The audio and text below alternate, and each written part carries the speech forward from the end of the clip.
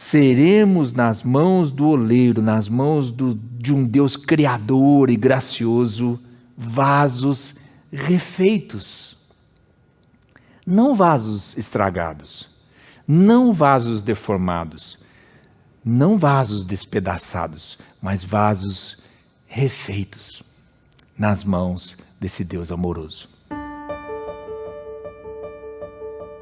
Já estamos na mensagem de número 20 nessa travessia, né? Eu sempre tenho dito que vai ser uma longa travessia de todo o livro de Jeremias. Hoje nós vamos meditar juntos nos capítulos 18 e 19 de Jeremias, tá bom? Capítulos 18 e 19. Leiamos juntos alguns trechos desses dois capítulos. Primeiro, no capítulo 18, eu vou ler dos versos 1 ao 12, se você tiver a sua Bíblia em casa e gostar de acompanhar na sua Bíblia, mas eu sei que acho que a Sara vai projetar aí também na tela para vocês, tá bom? Diz assim a palavra do Senhor: o Senhor deu outra mensagem a Jeremias: desça até a casa do oleiro, e eu lhe falarei ali. Fui à casa do oleiro e encontrei trabalhando na roda. Mas o vaso de barro que ele estava fazendo não saiu como desejava. Por isso ele amassou o barro e começou novamente. Então o Senhor me deu esta mensagem: ó Israel, acaso não posso fazer com vocês o mesmo que o oleiro fez com o barro? Como o barro está nas mãos do oleiro, vocês estão em minhas mãos. Se eu anunciar que uma nação ou reino será arrancado, derrubado e destruído, mas essa nação abandonar seus maus caminhos, não a destruirei como havia planejado. E se eu anunciar que plantarei e edificarei uma nação ou reino, mas essa nação praticar o mal e não quiser me obedecer, não a abençoarei como havia declarado. Portanto, Jeremias, vai e proclame a todo o povo de Judá e aos habitantes de Jerusalém: assim diz o Senhor, planejo calamidade para vocês e não o bem. Por isso, cada um abandone seus maus caminhos e faça o que é certo. Não perca o seu tempo, o povo respondeu. Continuaremos a viver como quisermos e a seguir os desejos teimosos de nosso coração perverso. Daí no capítulo 19, vou ler alguns versos, o 1, depois o 10 ao 11 e o 15. Diz assim: assim me disse o Senhor, vai e compre um vaso de barro. Depois peça a alguns líderes do povo e dos sacerdotes que o acompanhem. No verso 10, então Jeremias, você quebrará o vaso à vista desses homens e lhes dirá: assim diz o Senhor dos Exércitos, como este vaso está despedaçado, assim despedaçarei o povo de Judá e o povo de Jerusalém, e não haverá quem possa restaurá-los. Depois, no verso 15, diz assim: assim diz o Senhor dos Exércitos, o Deus de Israel, trarei calamidade sobre esta cidade e sobre os povoados ao redor, conforme prometi, pois vocês se recusaram teimosamente a me ouvir. Obrigado, Senhor, porque a tua palavra, assim como foi um tesouro precioso para o seu povo no passado, é um tesouro precioso para nós hoje. Oramos que o mesmo Espírito que falou a tua palavra através dos profetas, dos teus servos, tuas servas no passado, também esteja presente com a gente hoje, abrindo nosso coração, nosso entendimento, as nossas vidas, para recebermos a tua palavra em nós e respondemos de maneira adequada para transformação, com obediência à palavra que o Senhor tem para nós hoje. Assim te pedimos em Cristo Jesus. Amém. Nós sabemos, queridos, queridas, que os profetas do Antigo Testamento, eles com frequência entregavam mensagens que vinham de Deus através de símbolos, né? Com alguma instrução que recebiam de Deus para fazer algo ou para ir a algum lugar, com uma certa ação, ou seja, com as suas próprias vidas, ou muitas vezes através de um objeto, usando algum objeto, algo bem visual, e assim entregando uma forte mensagem através dessa imagem, desse símbolo, disso que eles podiam ver acontecendo diante dos seus olhos. Nesses 2 capítulos, a imagem usada por Deus para falar através de Jeremias é a de um vaso. E ela é repetida nos capítulos 18 e 19, quando Jeremias nos fala tanto do vaso de barro nas mãos do oleiro, como do vaso que ele é chamado a quebrar, a despedaçar diante dos líderes do povo e dos sacerdotes. Aliás, eu não sei se eu tenho muita vocação para profeta assim, visual, né? usando os símbolos e as imagens para comunicar a mensagem, mas se a Priscila Achille não estivesse lá no Canadá, seria o dia para chamá-la. Priscila, vem aqui, nos ajuda que enquanto eu estiver pregando, você vai ficar aqui do lado, fazendo um vaso de barro na frente de todos, enquanto eu prego essa mensagem. No entanto, teríamos possivelmente 2 problemas. O primeiro é que muita gente não gostaria da outra parte, né? Em que eu quebraria aqui um vaso na frente de todos, como Jeremias foi orientado a fazer, né? Eu acho que não, essa parte não me faria um pastor assim muito popular, né? E o segundo problema é que eu já tentei fazer isso de uma pregação visual uma vez aqui na comunidade, né? E não saiu muito bem. Quem é mais antigo na comunidade vai se lembrar que uma vez eu preguei sobre o fermento na massa. Nossos amigos chefes vieram aqui na frente, prepararam 2 tigelas com massa, né? Uma com fermento, a outra sem fermento, e a ideia era mostrar, né, como na passagem bíblica, o que o fermento fazia na massa, né? Vão se lembrar que não deu certo. Nenhuma das 2 massas cresceu, né? Vieram cobrir a tigela, a que tinha o fermento, né? Cobriram para ver se dava uma esquentadinha, desligaram o ventilador, enfim, tentaram me ajudar. É uma comunidade generosa, bondosa, tentando ajudar o pregador para entregar a sua mensagem. E só depois nós descobrimos que, na verdade, o fermento estava vencido. Aí, é claro, não haveria massa que cresceria desse jeito. Pois bem, não teremos nossa artista Priscila aqui hoje. Pri, quando você e o Yuji voltarem, nós fazemos isso, planejamos bem. Eu nem quebrarei nenhum vaso aqui hoje também na mensagem. Podem ficar tranquilos, tranquilas. Mas sim, nós examinaremos juntos algo sobre essas imagens do vaso despedaçado, capítulo 19, e do vaso refeito, que nos fala no capítulo 18, que nos fala Jeremias. Primeiro eu vou inverter a ordem, eu vou falar do vaso despedaçado do capítulo 19. Vejamos juntos isso do vaso despedaçado. No capítulo 19, o profeta é instruído a encenar uma parábola. Um vaso de barro será comprado e despedaçado para sinalizar aos líderes de Judá que uma nação idólatra e homicida receberá o seu castigo, uma punição merecida. Diz assim no verso 4, o povo me abandonou e transformou este vale num lugar de perversidade. Nós também vivemos em uma nação que adora evocar o poder do povo. De manifestação em manifestação, juntamos muita gente e assim imaginamos, né, que isso representa a voz do povo, o poder do povo. E olha, eu não vou falar aqui contra as manifestações genericamente, até se vocês quiserem, depois eu passo um link para vocês de um breve artigo que eu escrevi para Ultimato, lá em 2013, sobre se os cristãos deveriam ou não ir às manifestações. Defendo lá o direito do cristão ir às manifestações, mas também faço uns alertas dos perigos que pode haver nessa voz do povo quando a gente embarca nessa.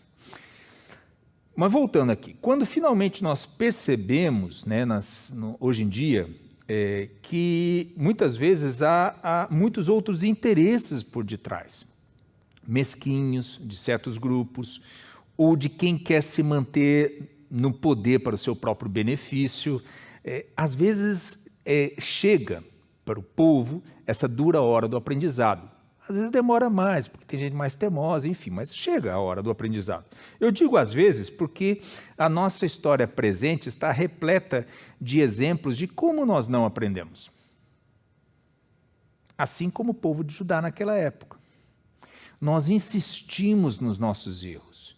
Nós caímos nas mentiras dos inimigos que nos ameaçam. Os outros que são o problema. Nós contra eles. E se for defendido ainda em tons messiânicos, ainda melhor para essa nossa estratégia. Esse aqui nos salvará. Esse é o puro, os outros são do mal. E vejam bem, queridos e queridas, que parece que nós também, então hoje, não só o Judá, também não aprendemos. Todo o livro de Jeremias está cheio desses alertas sobre o perigo de ir atrás desses ídolos, quaisquer que sejam. Hoje, qualquer um de nós, lamentavelmente, nas redes sociais, nos grupos de WhatsApp, vemos essa infeliz abundância, a quantidade de exemplos desse tipo de idolatria.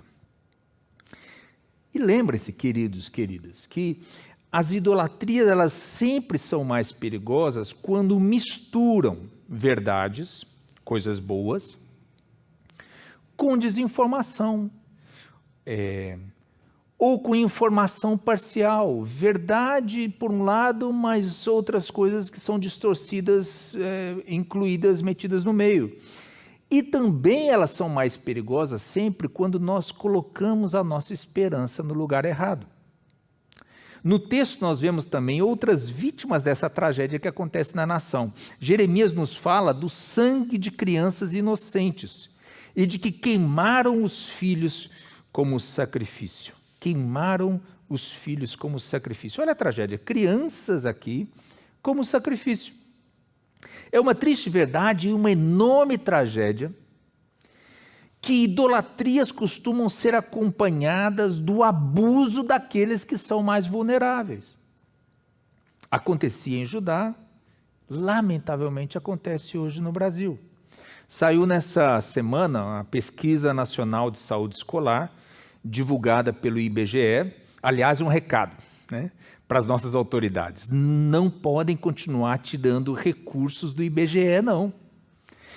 Porque um povo que não conhece a sua realidade, através do censo e de outras pesquisas, nunca será capaz de combater bem essas mazelas.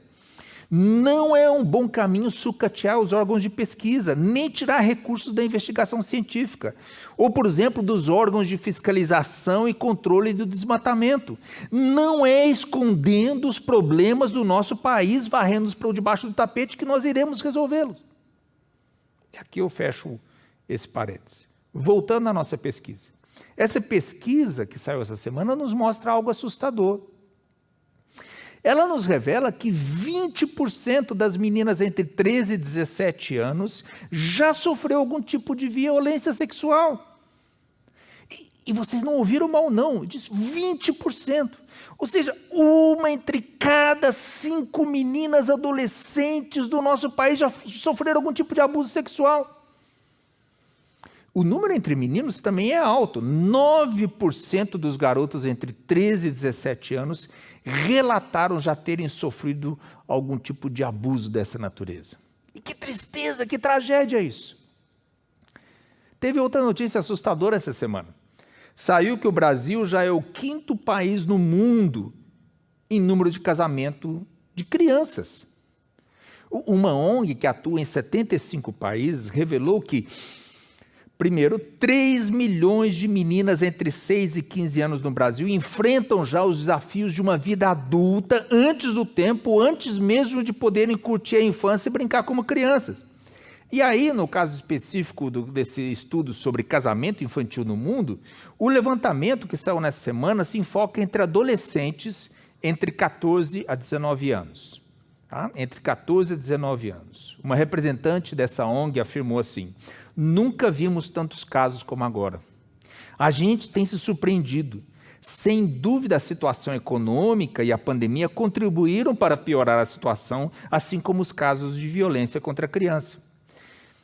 Para ficar claro, A lei em nosso país, ela não permite o casamento legal para menores de 16 anos de idade, nem com autorização dos pais. Mas, infelizmente, os dados nos mostram que se multiplicam os casos de adolescentes bem jovens que engravidam e com frequência se unem informalmente, não através da lei, mas informalmente com aqueles que as engravidaram, normalmente com a anuência dos pais. Ou seja, uma nação doente, gente. O Fundo Nacional para a Infância nos informa que o Brasil está hoje no 5º lugar no ranking internacional de casamentos infantis, considerando essas uniões informais, 5º lugar no mundo. Nosso país perde apenas na ordem para a Índia, Bangladesh, Nigéria e Etiópia. Índia, Bangladesh, Nigéria e Etiópia. Eu já estive, por causa do trabalho com a IFES, em 3 desses 4 países. E às vezes eu me assustava com algumas das realidades que eu via ali. Pois bem, que triste constatar, reconhecer que nós estamos ali bem perto, como campeões internacionais de negligência com as nossas crianças e adolescentes. Como podemos esperar um futuro melhor para o nosso país com tanta injustiça, tanto abuso, tanta negligência? E ainda achamos que o mais importante seria ficar gritando palavras de ordem passeatas, autorizando quebras de ordem constitucional e ainda imaginando que estamos com isso salvando o país. Por favor, igreja, vamos acordar, vamos nos arrepender. E nos arrepender enquanto é tempo, porque o alerta Jeremias diz, o vaso pode ser despedaçado. Deixa eu contar uma coisa engraçada para vocês sobre essa parte da mensagem, enquanto eu estava preparando. Eu tenho por hábito, costume escrever tudo que eu vou pregar. É o meu costume, meu hábito, minha maneira de preparar as mensagens. A ideia, logo depois de ter escrito essa parte da mensagem, em que eu criticava esse nonsense do apoio acrítico aos nossos políticos de estimação nessas manifestações, eu saí do computador e eu fui ajudar a Ruth em algo. Aí, enquanto eu estava longe do computador, eu comecei a pensar, sabe uma coisa? Talvez seria melhor nem ficar tocando nesse tema, acho que eu vou apagar essa parte, vou buscar não ferir algumas sensibilidades, acho que eu não vou me complicar na mensagem. Aí, com esses pensamentos, eu voltei ao computador. Quando eu voltei ao computador, foi que eu percebi que eu havia empurrado, sem querer, o braço da cadeira que encostou no teclado do computador, de tal maneira que no texto do sermão, que estava aberto ali no computador, ele ficou colando, sabe, Ctrl+V, Ctrl+V, Ctrl+V, ficou colando repetidas vezes o último versículo que eu havia copiado. Estava, no como que chama essa área de transferência, Área de transferência. Ficou copiando aquele versículo. E era esse versículo aqui, que está no slide. Assim diz o Senhor dos Exércitos, o Deus de Israel, trarei calamidade sobre essa cidade, sobre os povoados ao redor, conforme prometi, pois vocês se recusaram teimosamente a me ouvir. O versículo, gente, ele foi copiado tantas vezes no documento do meu sermão, que no documento Word eu já tinha 88 páginas só com esse versículo. Aí, assim, aquelas coisas, você não salva na hora que tinha que salvar, eu não tinha, fechar e abro da última vez que eu salvei. Eu não lembrava quando eu tinha salvado pela última vez, Então, lá vou eu, pacientemente, apagando tudo aquilo que tinha sido adicionado ao meu sermão pelo braço da minha cadeira. Enquanto eu fui apagando, versículo lá por versículo, tal, até chegar para retomar o meu texto do sermão, eu fiquei matutando se o Senhor queria me dizer algo através daquilo.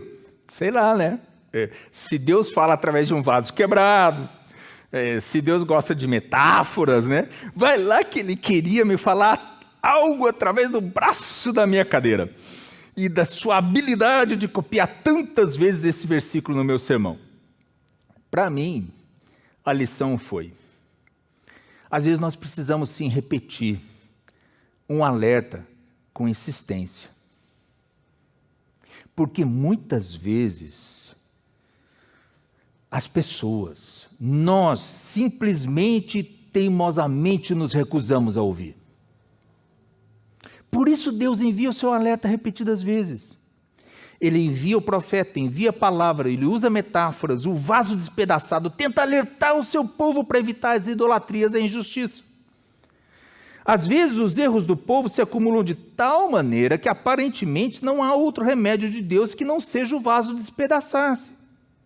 No caso do povo de Judá, isso significou a invasão por um povo estrangeiro, são levados ao exílio e por lá permaneceram por 70 anos, até que pudessem ter aprendido a lição, confiando que o Senhor ainda cumpriria os seus propósitos na história. E assim nós voltamos à primeira figura, a metáfora de Jeremias, no capítulo 18, que é o vaso refeito pelo oleiro. Um vaso refeito. Deus ordena a Jeremias que vá outra vez às compras, né? Ou à área de comércio da cidade. Lembra-se que no capítulo 13, quando estamos estudando Jeremias, ele havia dito a Jeremias, vai, compre um cinto de linho. Pois bem, agora ele volta para essa área do comércio, mas ele é convidado a ir até o ateliê do oleiro. Então, dessa vez, não era para comprar algo, mas para observar o trabalho do oleiro. Ele tinha que apenas se sentar e ficar ali observando, atento, o que o oleiro estava fazendo com o barro. Aí um parênteses, né? Vida de profeta não devia ser, de fato, fácil. Veja bem, né? Ele chega lá no ateliê e fala assim pro oleiro, né? Olha, é o seguinte, faz de conta que eu não estou aqui. Continua o seu trabalho aí, com barro, argila, eu vou ficar aqui, posso puxar esse banquinho? Aqui eu vou ficar sentadinho nesse banquinho, vou ficar apenas observando.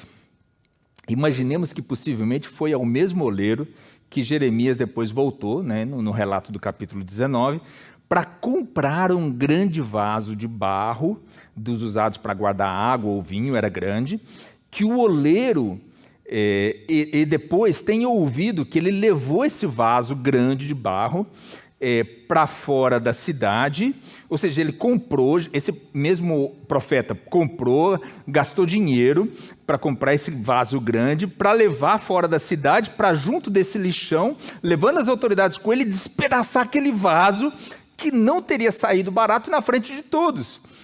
E possivelmente irritando a todas aquelas autoridades. Ou seja, na cabeça desse oleiro, desse artesão aqui, esse profeta era meio estranho mesmo. Algum parafuso a menos esse cara deve ter. Mas vai lá, se você quer ficar aí sentado, e se você quer me assistir trabalhar, puxa aí, né, esse banquinho, mas por favor, em silêncio que eu estou trabalhando aqui. O verbo no começo do verbo 4, ele aparece em um tempo verbal que indica que o que Jeremias nos conta aqui possivelmente aconteceu inúmeras vezes, com Jeremias ali assistindo. E o que aconteceu? O oleiro, trabalhando no barro, o vaso ou qualquer outro objeto que o oleiro estava fazendo, não saiu como o oleiro desejava. Daí o oleiro voltou a amassar o barro, e nos diz o texto, começou novamente. Começou novamente. O oleiro começou novamente e refez o vaso. Um vaso refeito era a principal mensagem que Jeremias deveria escutar através do trabalho do oleiro. Na explicação de Deus para Jeremias, fica claro o seu propósito. Deus tinha um plano.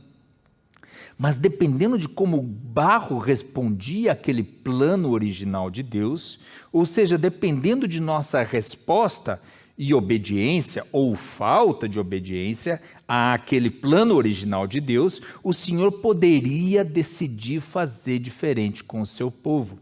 Esse trecho, na verdade, para mim é uma explicação maravilhosa de como funciona a soberania divina. Como funciona a soberania de Deus. Deus, em sua soberania, nos conta que Ele sim tem os seus planos, mas que justamente nos seus planos ele escolhe agir com relação à resposta de cada um de nós. Ele escolhe agir com relação ao seu povo à luz da nossa resposta e interação com o próprio Deus Criador. Por isso o tempo todo ele envia os seus profetas, por isso Deus o tempo todo envia a sua mensagem, ele nos chama ao arrependimento, esperando que possamos nos corrigir dos nossos maus caminhos, da nossa injustiça, e assim ele nos poupará do castigo do juízo. Mas o seu próprio juízo muitas vezes será uma tentativa de nos fazer chegar a esse lugar, onde nos arrependeremos, onde seremos chamados a assumir nossas responsabilidades, e assim Deus decide agir diferente com o seu povo, se esse arrependimento vem. Que não reste dúvida nessa metáfora aqui. Deus é o oleiro, não somos nós os oleiros.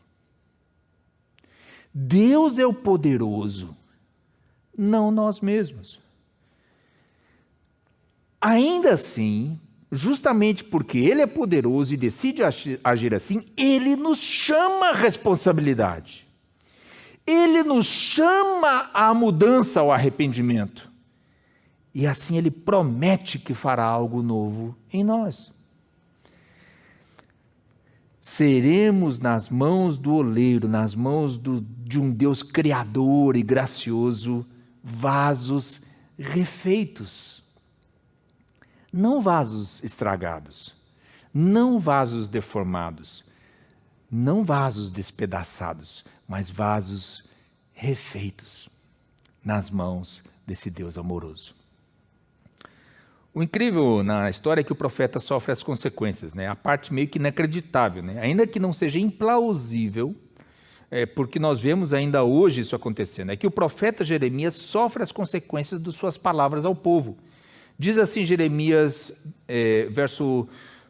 capítulo 18, verso 18.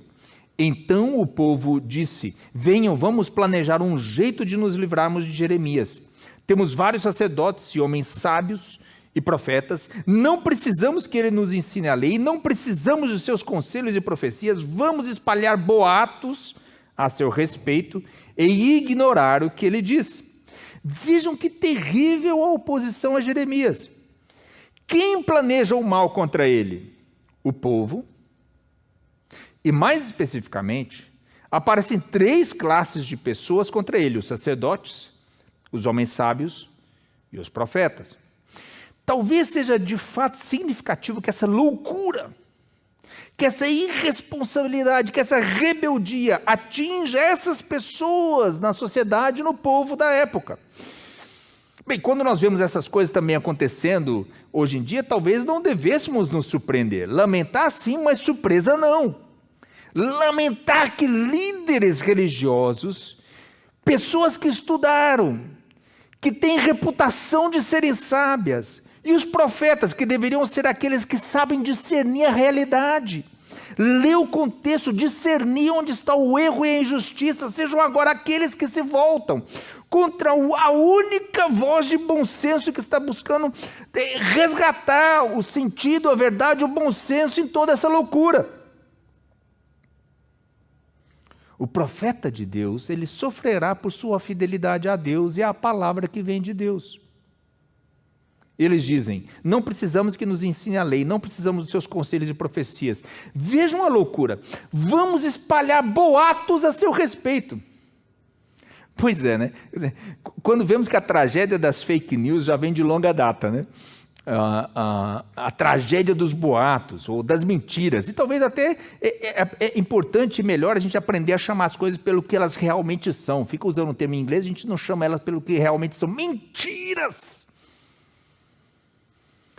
Esses que são líderes religiosos, supostamente sábios, profetas, decidem usar mentiras. Eles não são somente aqueles que acreditam nas mentiras, o que já seria bem grave, convenhamos. Eles não são só os que acreditam nas mentiras. Eles são eles mesmos aqueles que as estão criando e espalhando entre as pessoas. Criando e espalhando mentiras. Vaso despedaçado ou vaso refeito? Queridos, eu fiquei meditando um bom tempo nesses 2 capítulos. Às vezes ajuda esses intervalos, né? O Ziel ficou abençoando a gente com as bem-aventuranças lá, né? E eu estava lá, viu, Ziel? Assim, meio bem-aventurado e sofrendo com Jeremias enquanto eu lia e meditava. Porque essa questão ficou martelando no meu coração. Vaso despedaçado ou vaso refeito? À luz da palavra que ele me entrega, qual será a minha resposta? Minha reação? Minha responsabilidade? Qual caminho eu vou escolher? Vasos despedaçados serão, claro, o pior caminho. Sempre, né? Talvez, se houver algum consolo, fica a lição para gerações futuras, né?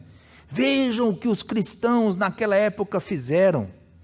Em que ou em quem acreditaram. Vejam como o país foi destruído. Como a Amazônia foi devastada. Como os indígenas daquela época foram roubados dos seus direitos e dizimados como povo. Veja como o clima do mundo foi transformado para pior, porque os cristãos dessa geração foram idólatras, coniventes com o mal, seguiram falsos profetas. Pode ser que isso aconteça, mas é uma tragédia. Eu ainda espero e oro que não seja esse caminho para nós de vaso despedaçado adiante. Podemos, queridos, queridas, escolher ser vasos refeitos. Algo saiu mal. Não como um bom plano de Deus para nossas vidas, mas nos arrependemos. Ouvimos, aprendemos a lição, mudamos os nossos caminhos. E assim o Senhor nos refez. Vasos de barro ainda frágeis, não preciosos em nós mesmos, somente vasos frágeis de barro, mas carregando um tesouro precioso de Deus nesses vasos. A palavra de Deus, que traz vida a uma pessoa, a uma nação, a todos os povos. Quando reconhecemos quem é o oleiro e deixamos que Ele faça e complete sua obra em nossas vidas.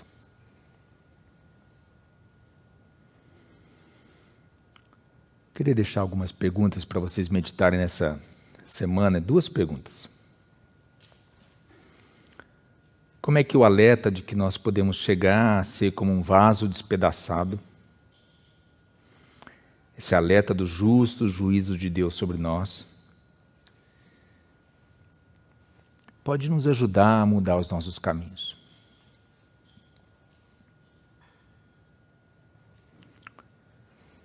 E a segunda pergunta é: como é que a promessa de que podemos ser vasos refeitos nas mãos do oleiro nos ajuda a confiar em um novo caminho, em um novo futuro, para mim, para minha família, para minha nação? Que Deus nos ajude.